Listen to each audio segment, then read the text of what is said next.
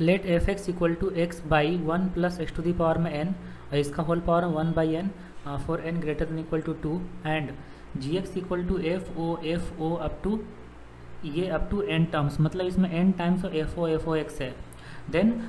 ये इंटीग्रेशन का value find करना है एक्स टू दी पावर में एन माइनस टू इंटू जी एक्स डी एक्स। ये चार ऑप्शन है, कौन सा ऑप्शन होगा बताना है।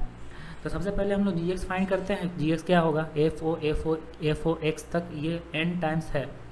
देखो जी एक्स हम लोग फाइंड करते हैं, एफ एक्स का वैल्यू दिया हुआ है X by one plus x to the power में एन होल पावर में इसका वन बाई एन है। तो अगर हम लोग एफ एक्स फाइंड करते हैं, एफ ओ एफ एक्स, वो कितना होगा, वो होगा F X by one plus F X to the power में एन, और इसका फिर पावर में हो जाएगा वन बाई एन होगा ना, क्योंकि यहाँ पे x है तो यहाँ x है, x के प्लेस पर हम लोग अगर एफ एक्स लाते हैं तो ये एफ एक्स हो जाएगा। अब देखो एफ एक्स का वैल्यू हम लोग ये वाला रखते हैं, तो एफ एक्स का वैल्यू अगर ये वाला हम लोग रखेंगे तो x by one plus x to the power में n, और इसका होल पावर में वन बाई एन होगा। और डिवाइड में देखो,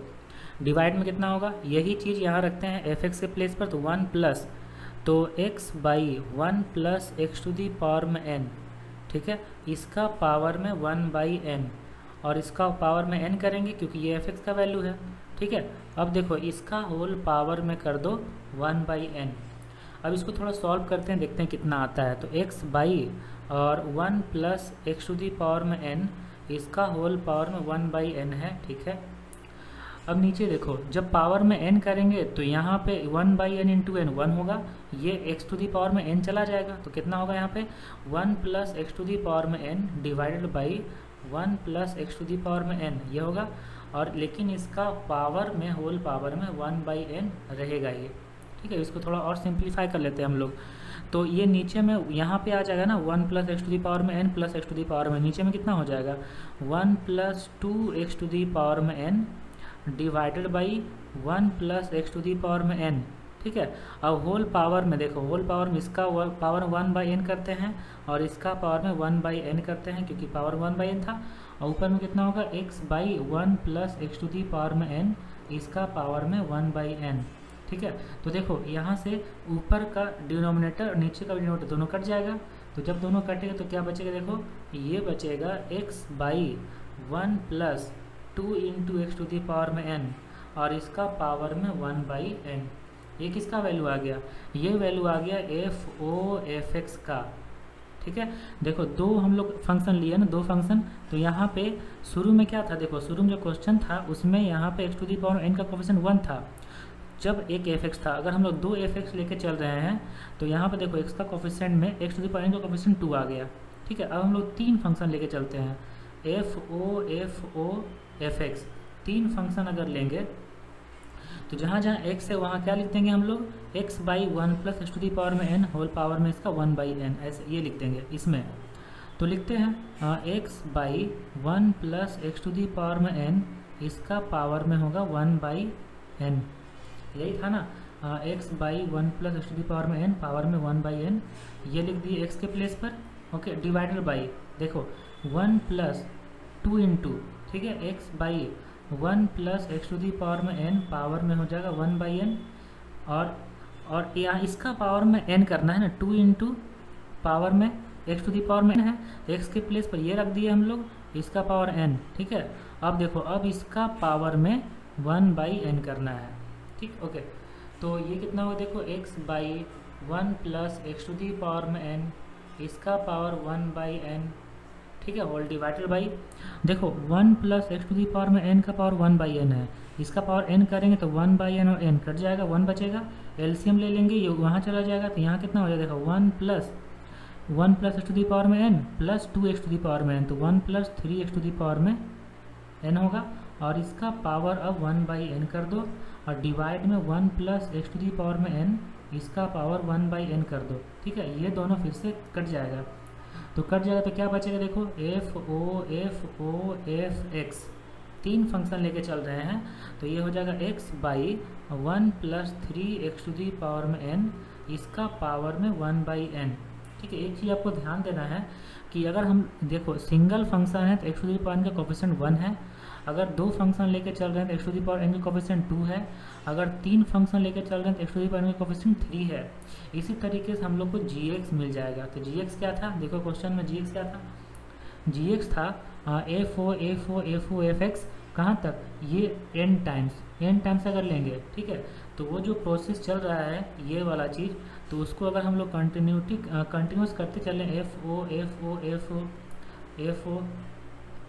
एक्स अगर लिखते हैं एन टाइम्स, ये कितना होगा, ये होगा एक्स बाई 1 प्लस यहाँ 3 है ना, तो यहाँ पे एन हो जाएगा एक्स टू दी पावर में एन, और इसका पावर में 1 बाई एन होगा, ठीक है। जी मिल गया, सिमिलरली करके जी मिल गया। उसके बाद हम लोग को सॉल्व करना है integration x to the power में n-2 इंटू जी एक्स डी एक्स, ठीक है, ये चीज़। तो यही चीज़ हम लोग यहाँ पे अब लिखते हैं जो हम लोग को फाइंड करना है।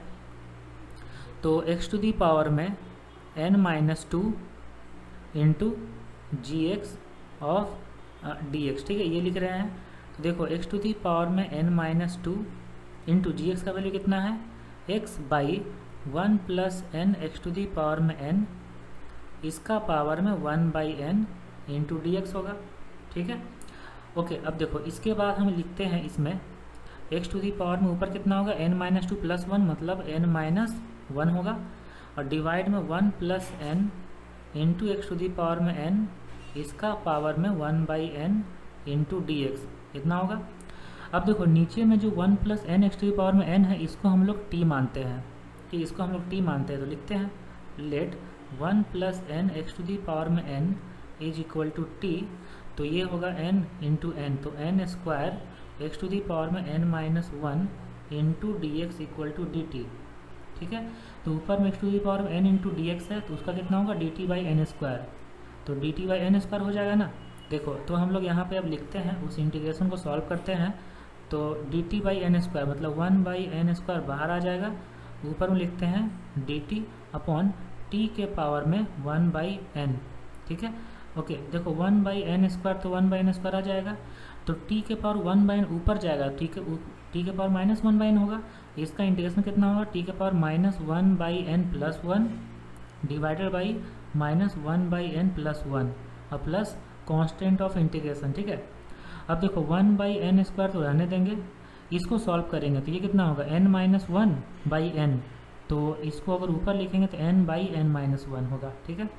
ओके, t के पावर में, t के पावर कितना होगा, तो t के पावर में हो जाएगा n-1 by N, n-1 by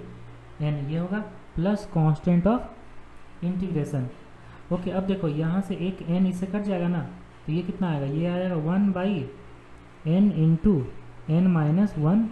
ठीक है। और t के प्लेस पे कितना लिखेंगे 1 प्लस एन इंटू ये वाला चीज़ ना 1 plus n into x to the power में n, ठीक है। और इसका पावर कितना लिखेंगे, इसका पावर हो जाएगा n-1 बाई एन, इसको ऐसे लिख सकते हैं 1-1 बाई एन और प्लस सी बोलो या k बोलो जो भी, ये कांस्टेंट ऑफ इंटीग्रेशन है, ठीक है, ये वाला चीज़। ओके, अब देखो ऑप्शन देखो कौन सा ऑप्शन आ रहा है, ऑप्शन देखो 1 बाई एन इंटू n-1 है ना, तो ये फर्स्ट ऑप्शन में है, और 1 plus n into x to the power में n, इसका पावर में 1-1 by n plus constant of integration है ना, वही चीज़ लिखा हुआ है।